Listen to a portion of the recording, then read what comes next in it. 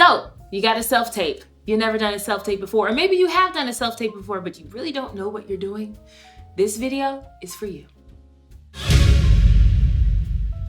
Welcome back to 32 Bar Cut. I am Adrienne Walker. I'm Austin Cook. And today we are gonna tell you all about self-tapes. We've learned a lot over the past year, or 2 years really. Ever since we've started doing self-tapes, we have learned a lot. We started really bad. Really badly, and this is like 2012, really, the first self-tapes I've ever done. Well, the first self-tapes, yeah, really bad. Really badly. We didn't know what we were doing. Nope. And when I moved to New York, it didn't get any better because we didn't do the research. We didn't find out what we were doing. We learned the hard way, just like everything on this channel. For our subscribers, you know that we learned everything the hard way, and now we're sharing that information with you. Well, today's the same thing. We're going to tell you how to look like a pro shooting your self-tapes. Yes.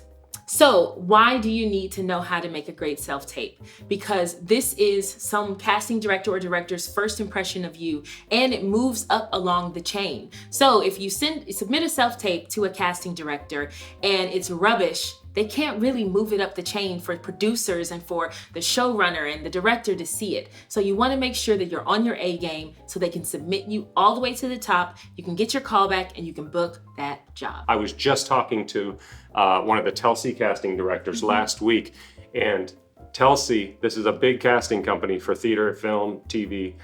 They said, I asked about this very question. I said, are you going to go back to doing in-person auditions for the first rounds and stuff? So they said, no. Not for first round. Yeah. No, they're going to do self-tapes. This is kind of the industry standard now. So you have got to get your self-tape game looking great if you want a chance. And don't worry, because we have different price points for different budgets for all of the equipment that we've used. We ourselves have gone through the chain of having a different type of income. So we know what it's like to penny pinch and to still want to put your best foot forward. So we're gonna have links down below to all the equipment that we have used based on your budget. Okay, before we get started, we want to answer the question, what types of self-tapes you might be asked to submit?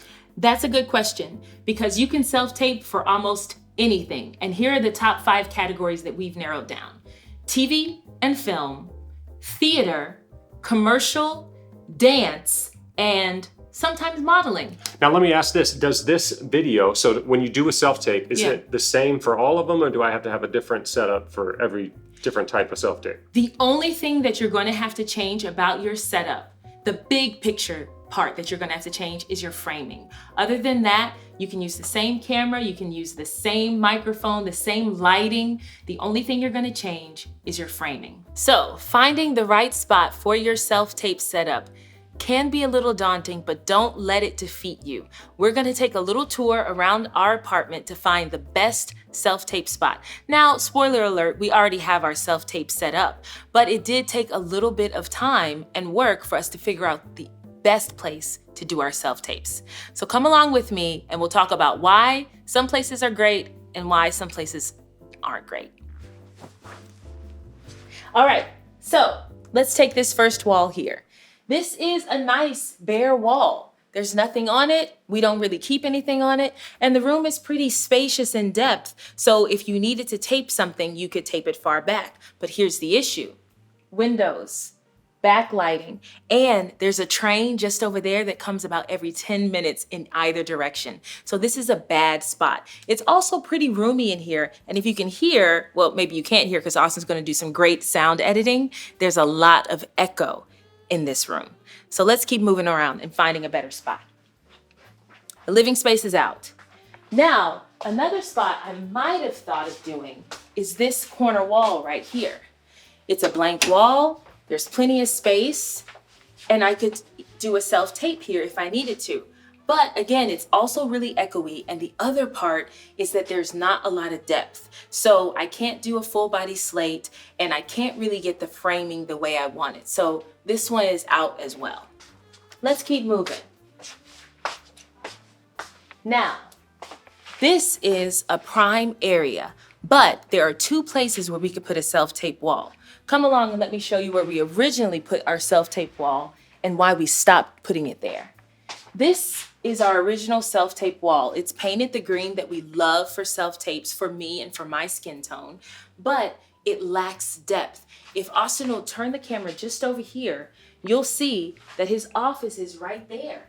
There's no room to self-tape on this side of the wall. We really have no room.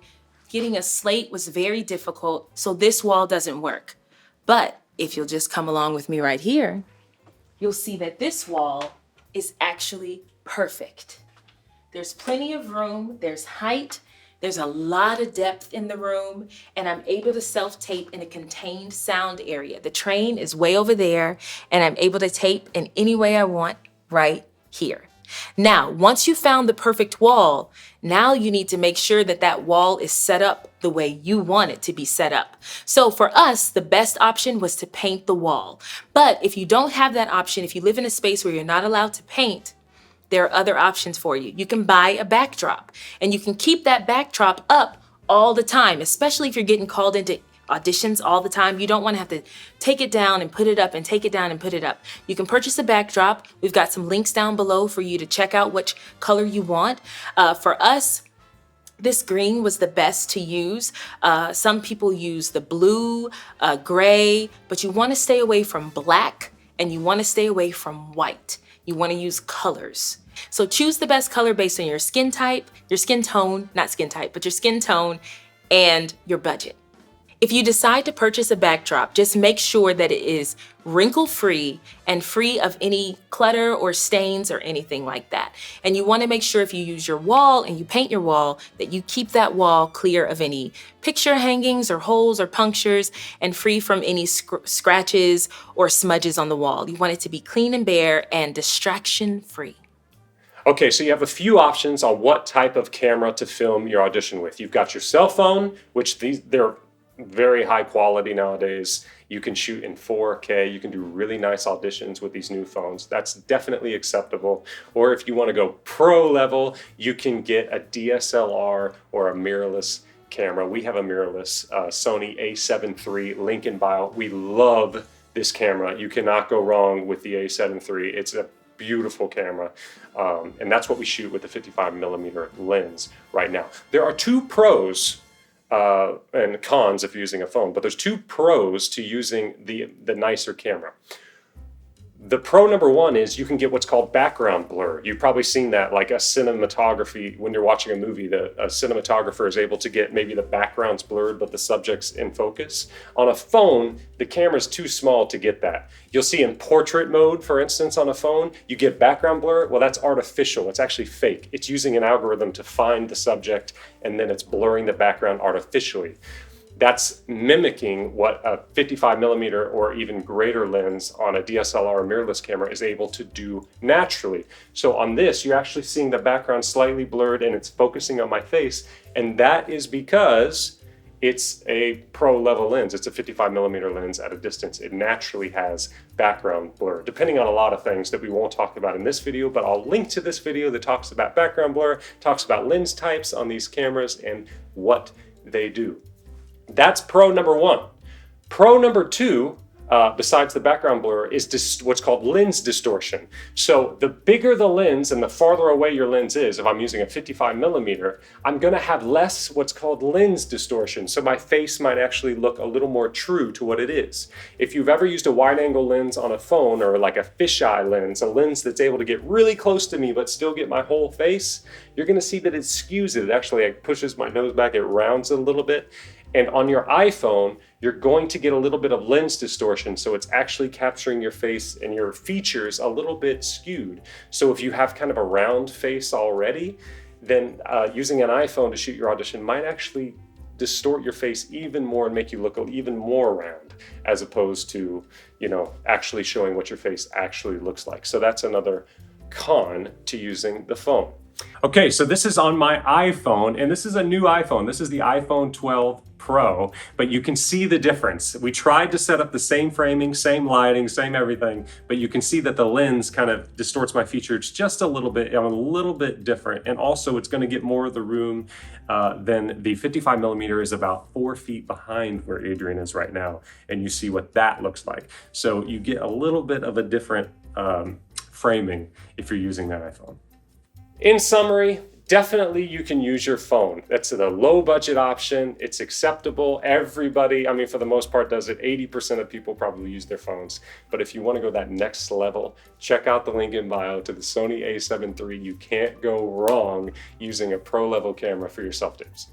Hey, if you're digging this video, don't forget to hit the like button and subscribe with the notification bell on. We greatly appreciate it, and it helps us build our channel. And we're trying to build a community here, so don't forget to comment and discuss with each other and with us on what you do for your auditions and for your self-tapes.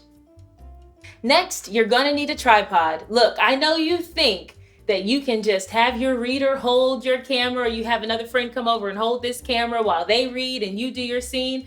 No, you need a steady camera and you need a tripod. Now, when we first started out, we had Austin's old camcorder tripod, which you can see right here. The issue with this is that this is as high as this tripod goes. Yes, to my waist, yes. And so the reason this is an issue, for obvious reasons, is that you can't really shoot what you want to shoot. And in order to raise it, you have to prop it up. And do you see how wide these prongs are? This is too wide. So that doesn't work. So Austin did some research and he found this company, this awesome company where we got our lighting kit from, and we also got our tripods from, and it's called Newer. Now this is leveling up on your tripod game. And yes, we did put a link below. So if you're interested in getting a Newer, you can. This is not even how high this tripod goes, okay? And I never work these, Austin does, but look, it goes all the way up here and it has a tilt to it. So if you need to rotate it in any way, you can. Austin always uses these, so I don't know what I'm doing here because it was falling the whole time. Let me assist. This is my job normally. Okay. Yeah, but you got this, and this can rotate. So this goes up and down, this comes out. This also can rotate. That's Say what you're I was doing trying an to do. overhead shot. I've done some of that on these videos. I can do an overhead shot like this, which is awesome. Yeah. Then in addition to that, this also rotates. This whole apparatus rotates. I don't know if you can see, this rotates like this. So if I'm doing a circle. And then up here at the top, if you take a look at this guy, this is awesome because this, obviously you put your phone adapter on here. Like if you want your phone on here, then you can put this little adapter, it holds your phone, and then you can tilt it any 360 degrees, put it any way you want, and then this holds it. And then you can also swivel it, and if you get it right where you want it, you just want to adjust a little, this swivels. You got full control over what you want to do behind the camera with this tripod. Get a tripod. Okay, you got your tripod and you got your camera, whether that camera be some type of smartphone or a DSLR. Now you're gonna get your setup. So you want your lens to be at the same level as your eye line. That means you want to raise it up, bring it to your eye line. So this is my eye line on this iPhone. And then I'm going to back up, and whoever my friend is that's helping me film this audition is going to make sure that my framing is right. But my eye line needs to be right at the lens level.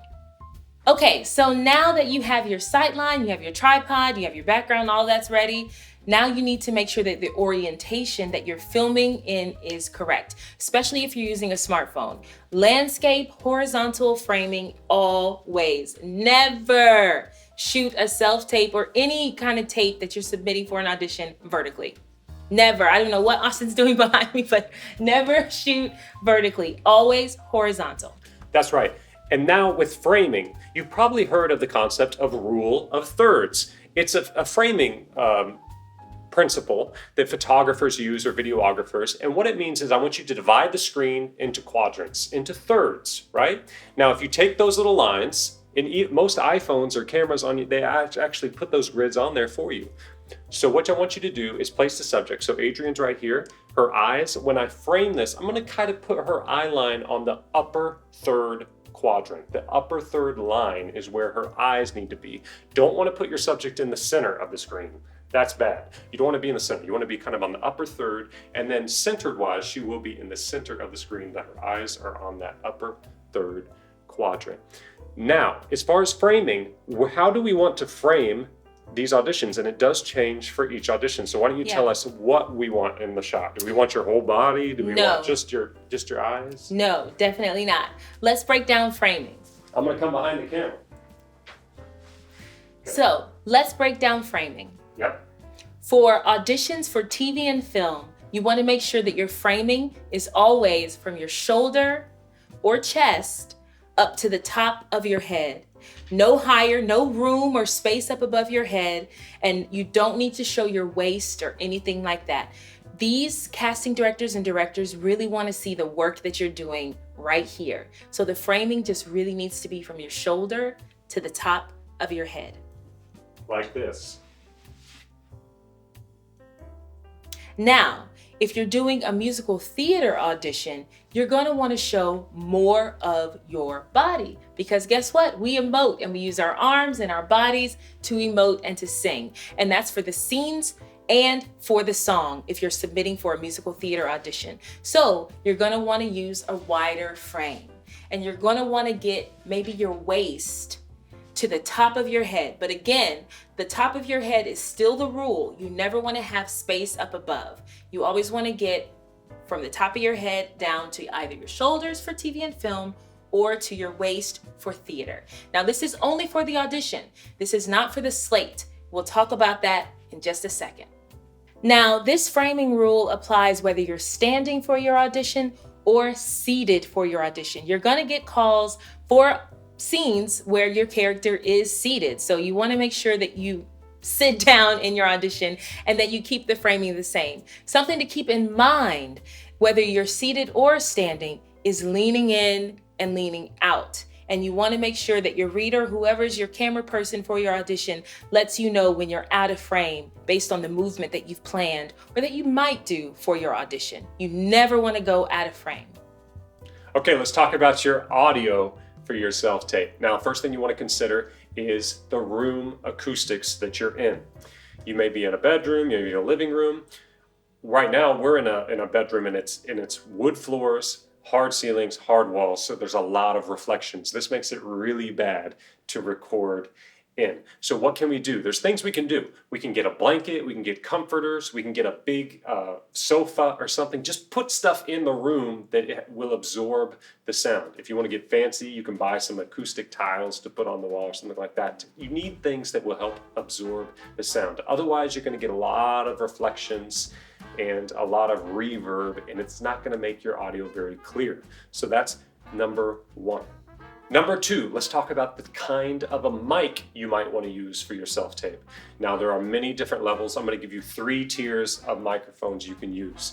Obviously, the cheapest option is to use your iPhone right here. There's a mic built into the iPhone. The problem with that is the camera's way over there, which means the mic's really far away.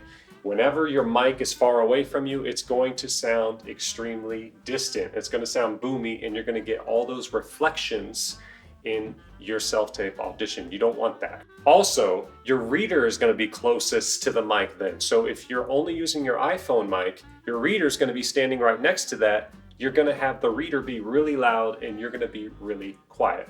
Now, if you're forced to use your iPhone mic because that's all you have, just make sure you tell your reader to move back or to talk quieter so that you have at least the same level. So using your iPhone mic, it'll work in a pinch, but it's not your best option. Okay, your number 2 option is to get a budget-friendly mic, and we're gonna link to this in the bio. This guy is a little Shure MV88 microphone. You see it? Isn't it a nice little adorable little microphone? It actually has a little plug. It plugs right into the iPhone like this.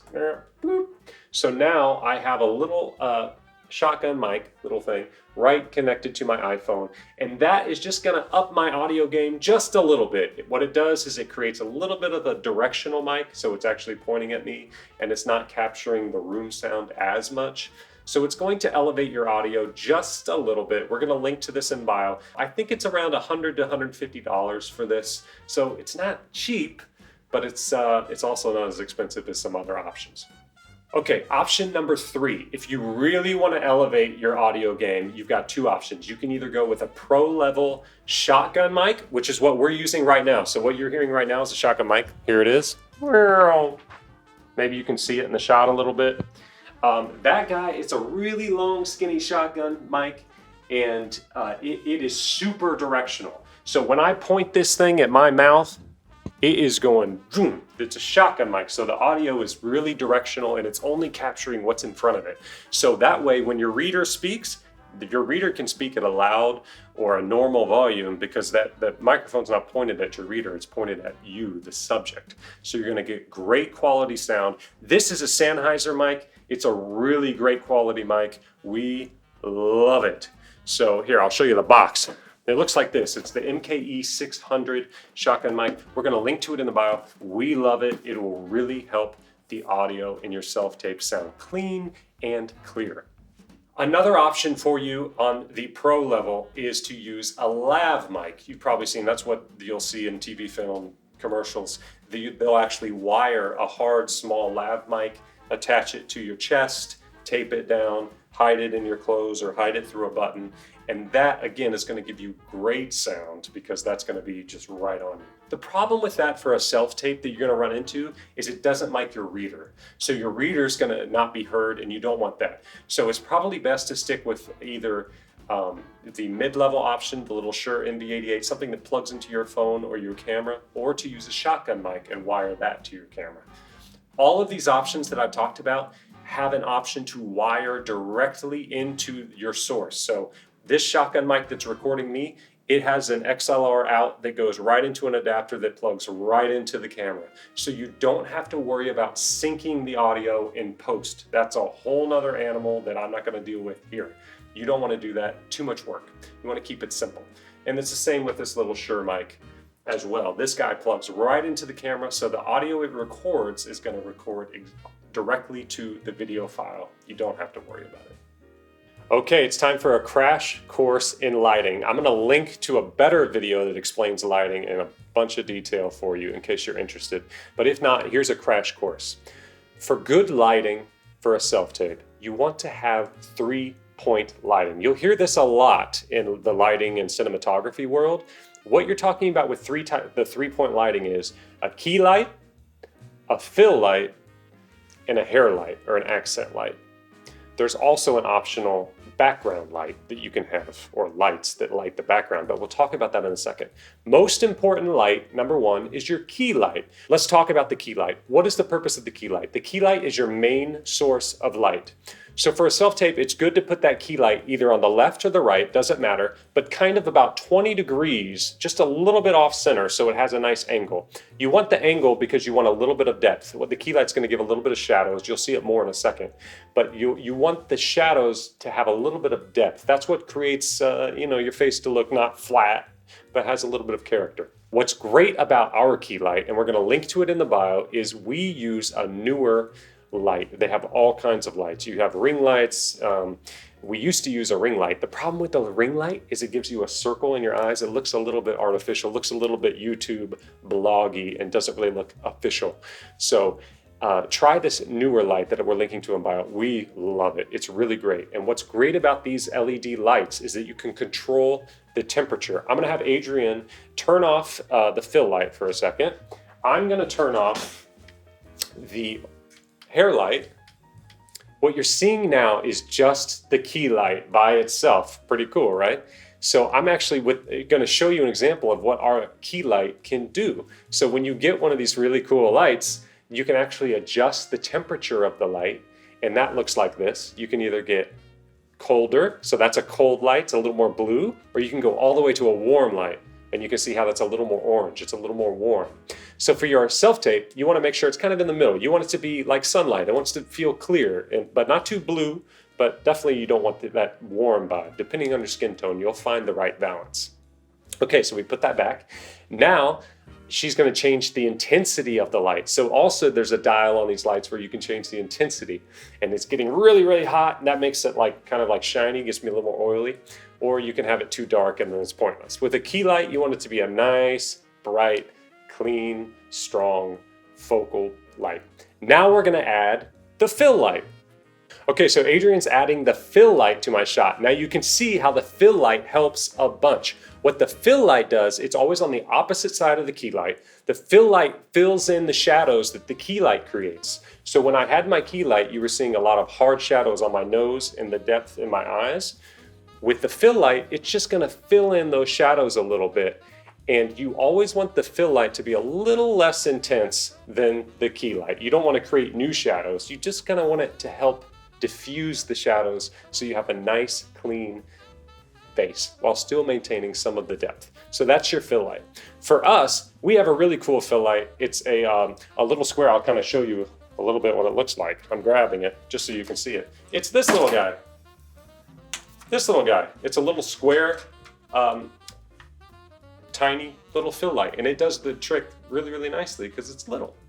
Okay, I've linked to both of these lights in the bio. You have the key light, which is your main source of light, a little fill light, which is pretty cheap, pretty easy. Okay, let's add in the hair light and see what it does. This is the key. I'm gonna turn it on. Now you can see what the hair light or accent light does. It's crucial to our setup. So what the accent light is doing is just giving me a nice accent on my shoulders and in my hair, and that's creating depth. Also, our hair light has another purpose. It actually acts as our background light as well. So because it's up here, it is actually shining down and creating a nice background light for the shot. So we don't have to have extra lights that are just lighting the background. In your shot, you may or may not need the hair light or accent light. You might just have background lights. You can always choose which one of these 3 lights you want for the shot. In most self-tapes, you're gonna want all 3 though. But say you have a big shiny window and it's high noon and you have a lot of strong sunlight coming in, you're not gonna need a fill light because that's acting as your fill light. Or say you have a side window and that's lighting your background. You're not gonna need a background light or an accent light because you have a window right there that's lighting you out of the shot. You kind of have to decide based on your setup which lights you're gonna need, but the idea is key light, fill light, accent light. If you're digging this content, don't forget to hit that subscribe button and hit that like button before you leave. Okay, you got all of that set up, and now it's time to work on the audition part. You're gonna need a reader. What is a reader? A reader is someone, oh, you're gonna answer? You're my reader. Yes, Austin is my live-in reader. But a reader is someone that reads for your audition. They read for all the other characters in your scene. And so you're going to need a reader. Now, I've had to resort to doing a virtual reader before when Austin wasn't available. And that does work, but it's not ideal. If you can get someone in the same space as you, that is the best way to do these auditions. You want to rehearse as well. It's very important. Don't just get a reader to come over and then hit the record button and start doing takes. No. It's important to rehearse the lines in advance. Something we've had to learn over the years. We're still working on it, but I think we've got a pretty good system down now. Yeah, we do. We actually kind of work on the lines maybe the night before the audition. Mm-hmm. We'll read through and just kind of get used to doing the lines. Yeah. And then the day of, we might run it a few times even before I get behind the camera. And then when we get behind the camera, we only do 1 or 2 takes, and that's it. You don't want to use all of your time behind the camera with the lights blaring on you, doing the scene over and over again. What I have found, at least for me, mm-hmm. and what Austin has seen in my work as well, is that the more times I do it, the worse it gets. It doesn't get better. So you want to do all your rehearsal outside and then come in and lay it down. If you have to use a virtual reader, make sure that you test the sound balance and make sure that there's as little delay as possible between lines. I've done a virtual reader with my friend. We'll set up FaceTime and then I'll set it up to our speakers here in the apartment. But there's always a bit of a delay. So anytime there's a fast-paced scene or anything like that, it's just not as tight as it could be if you had someone in person with you. But there's a way to do a virtual reader. You just have to make sure that you can still hear their lines on your recording and that it's not louder than your lines. Another great thing to note about rehearsing your lines before you come into the space is that you can also work out pacing. A lot of times when you get scenes, there's action, there's some type of action or descriptive things that are happening in the room that you need to paint and you need to do. And if your reader doesn't know that, they're not going to give you the air and the space for you to do that. So rehearse that outside, come in and have a map, have a plan that both of you can follow, and your reader can be your helper in that way. Okay, this is super important about your auditions, especially if you're reading a scene with more than one character, and that is sightlines. You need to have a map of where every person in the room is. You need to have a map of where every object that you're going to reference is in the room. There's secrets and tricks to this. I've used a method from Christine Horn. She has a company called Book the Room or Book More TV, and she's amazing. So if you want to check her out, check her out. I'm stealing one of her tips. This is not my tip, but I use Post-its. I use Post-its. I write eyeballs, or I draw eyeballs on the Post-its. I write characters' names on the Post-its, and I place them in the room. And then I ask my reader, hey, what does this look like? What does it look like I'm looking at? Does it look like I'm looking at something way far in the distance? Or does it look like I'm looking at something very close? And they tell me what's reading and how it reads, because in real space, something may look to you like it's very close, but on the lens, it's picking it up and it looks like you're looking miles into the distance. So you want to make sure that you've mapped out your sight lines, your eye lines, and whenever you reference those characters, that it's consistent and that you're not looking at a wishy-washy place in the room. So this is a very good tip. Christine Horn, check her out. Also, if you are doing a scene where there's more than one character in the scene with you, you need to memorize who's talking when. So not only are you placing George and James here, you need to know in your script when George is talking and when James is talking. And that's leveling up, and that's making sure that your auditions are amazing.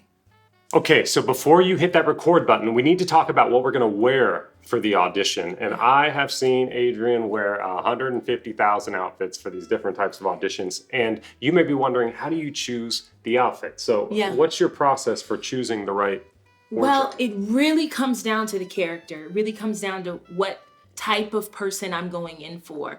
And I go in my closet and I pull different pieces and I look at them, I put them on, I look at them behind the camera to make sure that it looks the color I expect it to look. If I'm going in for a lawyer, is she a public defender or is she paid several six figures to do this job? That the wardrobe for those two different types of lawyers is going to be drastically different. So you want to pay close attention to those details. Ladies, you want to pay close attention to your hairstyle. Is your character a mom? What kind of mom is she? Is she uptight? Is she going to have her hair in a bun? Is she on the go? Is she a stay-at-home mom that maybe can have a looser style? You want to put all of that into play. You don't want to have your hair over your eyes or anything like that. You want them to be able to see your face. And yeah. So what if I'm auditioning for an astronaut that's in space right now and the scene is like on the space station or something?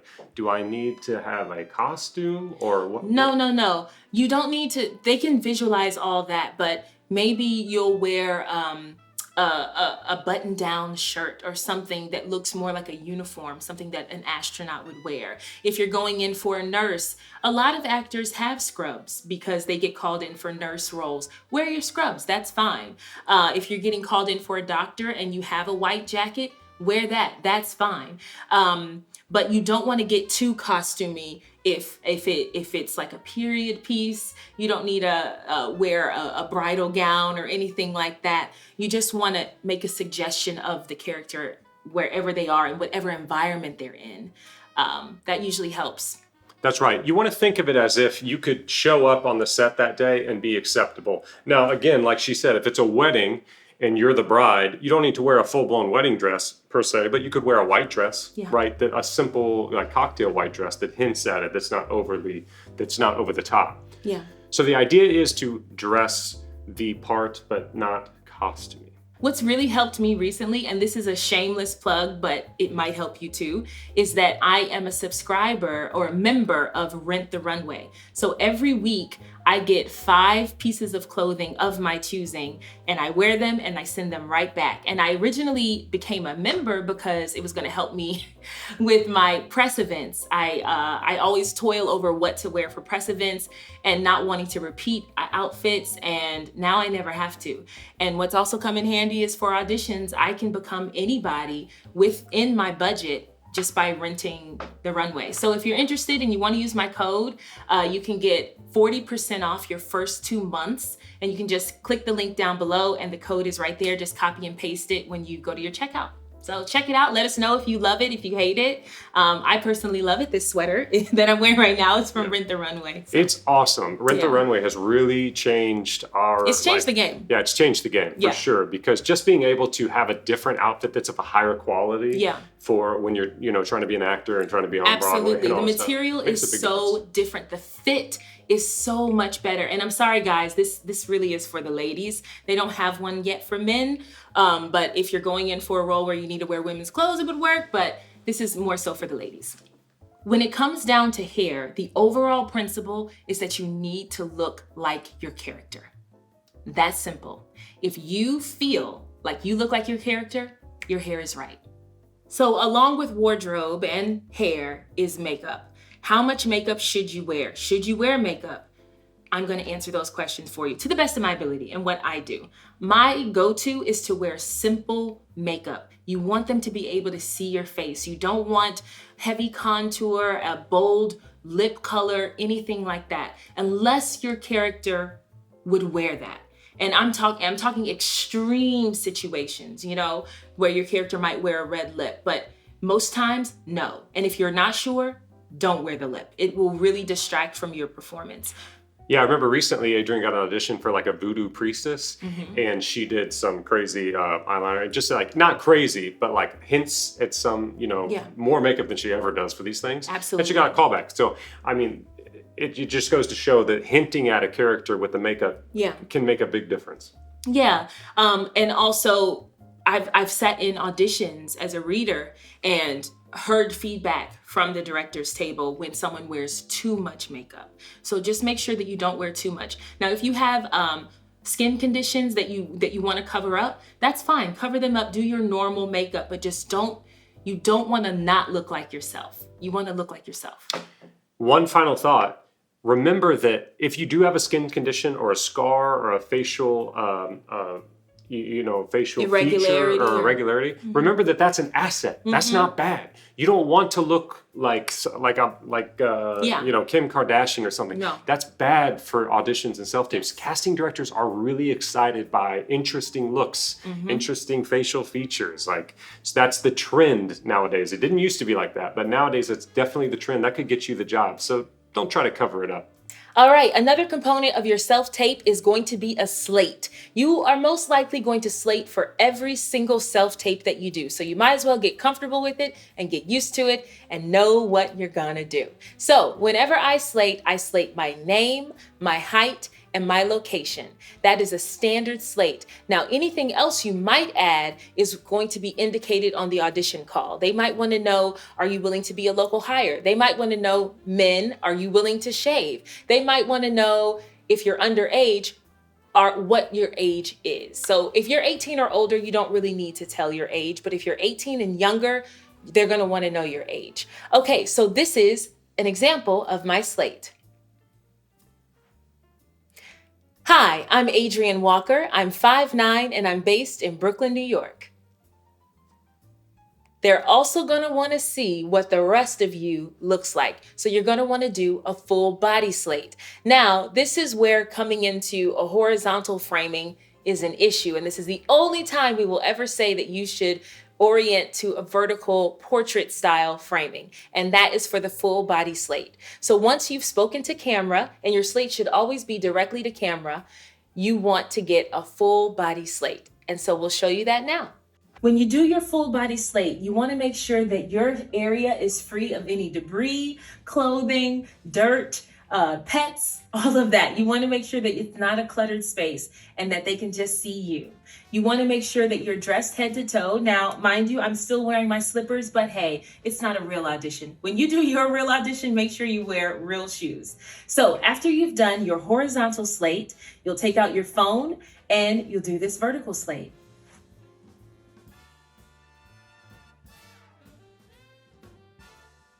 And that's it. And you'll marry those two when you do your editing. You'll start with the horizontal slate where you introduce yourself and you speak to camera.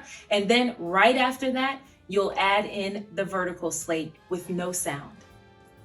a slate is awesome because it introduces yourself, but it also gives you a chance to be a bit more of your character or show a little bit more of the character's personality. So you can go far with it and take a risk, or you can keep it pretty simple, but you always want to slate in character. Okay, it's time to record the actual audition. Now, in our case, I am the cameraman, the camera operator. So I have a checklist of things that I go through. If it's just you and you're by yourself, well, the reader should be there. But if it's a monologue or your own dance self-tape and you have to operate it, you need your own checklist. You need your own checklist as well to go through. Now, here's mine. And it will depend on if you're using a DSLR or mirrorless camera, like we do, an expensive camera, or if you're using just your phone, this checklist is very easy. But for me, I gotta make sure the memory card's in, that there's enough storage, that I'm not gonna run out of space. For you on your phone, make sure you have enough space, because if you record a long audition and then it doesn't work, you're going to be very upset. Make sure your cell phone's on Do Not Disturb. Then you wanna make sure that your lighting is good, that everything, all the stuff that we talked about already is set up, ready to go. With the lighting, you then on a professional camera got to make sure your white balance is set. And we always make sure we have our gray card. If you don't know what that is, I'm going to link a card that's to a video that talks about this lighting subject and all of this in way more detail than we could ever talk about. Then, after you've got your white balance set, you want to make sure your microphone's working, because if your microphone's not on or it didn't get connected right and you, again, have no audio for your audition, you're going to be upset. So we always double check that the mic levels are set correctly and that the gain is dialed up correctly. Then we're going to do just one more final check. I'm making sure that the autofocus is on, that it's, if you're doing manual focus, that's Framing is right. That the framing is right. You're just double checking that your dog is asleep and not going to come in. You got to make sure all that stuff is ready, and then it's time to record. Yes. So after Austin's done all of his checks, I do one last rehearsal with him, checking my sight lines, and then we hit record and we go. And don't forget to slate. It's a very common mistake. We forget. To do all the audition scenes and then change and you're done, and then you realize when you're editing that you forgot to slate. So don't forget to slate.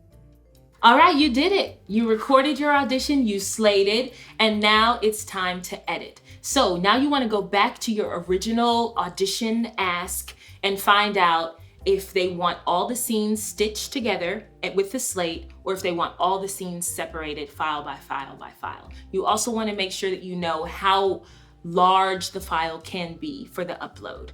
And then I just pass it over to Austin and he does it all for me. I'm sorry, I'm so spoiled, but yeah. Yeah, so this is my job. So, and you may do it all yourself, or you may have someone, a significant other or a friend that knows how to do this that you could pass it off to. And so what I do is then I take all the footage, and what you're gonna wanna do is get rid of the beginning and the end of every clip. So you wanna make sure that you're not trimming it just to where that she starts or he starts the scene. You wanna give it some air, but whenever they're present or their eyes are in a spot that doesn't make them look like crazy to start the scene, you kinda wanna have them like a little bit of time before the scene starts, but they're present in the scene. So you wanna clip off the very beginning of the clip a little bit, and same at the end. Don't just trim it where the last line is. So if they say, and in the end, everyone lived happily ever after, cut. No, don't do that. In the end, everyone lived happily ever after. And then give it time, because a good actor should still be present for a while. Yeah. Right? So they may see a person leaving the scene, and then I'm gonna cut. So just make sure when you're trimming that you don't trim too much. So after I trim every clip, then I'm gonna put in according to Adrienne's specs. So sometimes she's told to put all of them, take one, or scene 1, scene 2, scene 3. So I'll put them all in order, back to back to back. Do you need a title card? There's different opinions on this, whether you should put black in between or not. It doesn't necessarily need it. Always err on the side of not wasting casting's time. That's the best advice I can give you. No casting director is gonna complain if you compress time. But if you added more time, like black, and then it says scene 2, and they're just like, get on with it, you could risk pissing somebody off. So there's various opinions on that, but you can just err on the side of keeping it short. So just put them all together. Then your slate. So when you do your slate, put the slate at the end or at the beginning if you have specifications to do whatever the specifications say, and then put in the full body shot as well, tied with the slate. Don't forget that you need the actual slate of them saying all the details, and then you need the full body shot. Then when you export it, make sure it fits in the file size. Sometimes I send her too big of a file. It might be like a gig and she needs 500 megs. Yeah. So I'll reduce it to the right file size, do a little bit of compression. And then when you deliver it, make sure you label it correctly. So a lot of times it's the character in all caps, like Gloria _ Adrienne Walker, your name, _ scene 1, SC1 or SC2 for scene 2. So that's pretty a standard way of labeling things. It's always the character _ your name _ the scene or slate. Yeah. And the way I see it is that they've got a bunch of Glorias. They got a bunch of Amandas. And they want to look at them all the same and then see the actor's name after that, if that helps you remember the order. That's right. And then as far as the delivery, it's now time. I've got them all done. Now I need to deliver. We like to use WeTransfer. There's a link below that talks about the different delivery methods. You can use WeTransfer. That's a great way to do it. Dropbox or a private Vimeo link. A private Vimeo link, and Vimeo has its own issues that you got to make sure that it's shareable. You got to make sure that they can download it, that option's checked. You got to just make sure that when you submit it or upload it to Vimeo that you're doing it correctly. If the volume is too low, make sure that you bump up the volume in your editor. There's a way to do that in from a free app on your phone editor to the expensive ones. Just make sure that if it sounds quiet to you, it's quiet to them. Just make sure that the volume, you can just change the gain and just raise it up. If you're a sophisticated editor, you can scrub out some audio noise and do some stuff like that. But in general, don't mess with that. Don't try to manipulate your audio. Just keep it how it was, but change the volume to make sure they can hear it. Mm-hmm. Which editors do I use, video editing software? I use Adobe Premiere Pro. I didn't always do that. Before that, I used Final Cut Pro on the Mac. And before that, we used iMovie, because that's free on the Mac. And you can use if you're not on a Mac, if you're on a PC, there are many free downloadable options that you can use to edit this together. Don't let that editing software be the reason that you're not submitting good stuff. Anybody can learn, get on YouTube and learn how to use one of these free video editing softwares. Yeah, and I mean, honestly, if it's really bare bones, before that, I just trimmed the end and the beginning of my auditions and sent them that way. So on your phone itself. On my phone. That's right. Yeah, so don't let equipment keep you from submitting. All right, you made it to the end of the video, and hopefully that means that you know how to do your own self-tape, or at least have some knowledge of how to make them better. Thank you so much for watching. Please hit that like button, hit that subscribe button. Just a reminder that we have a ton of links down below for you to check out. Those are our affiliate links. So if you do click on them and you do end up making a purchase, it does benefit us, but it is of no extra cost to you. And for all of my ladies out there that you want to check out Rent the Runway, I'm just telling you, it's amazing. We're getting into the holiday season. Even if you just want to check it out for some holiday dresses, it is worth it. It's awesome. Yeah. Do we have anything else? That's it. We're trying to grow this community, so tell a friend about this video. Tell your colleagues. We want to have everybody getting their games upped, and we have a lot of videos on a lot of different types of things, but all in the world of theater, TV, and film, and auditioning in particular. Yeah, that's what we do. That's right. Thanks for watching. Thanks for watching. We'll see you next time.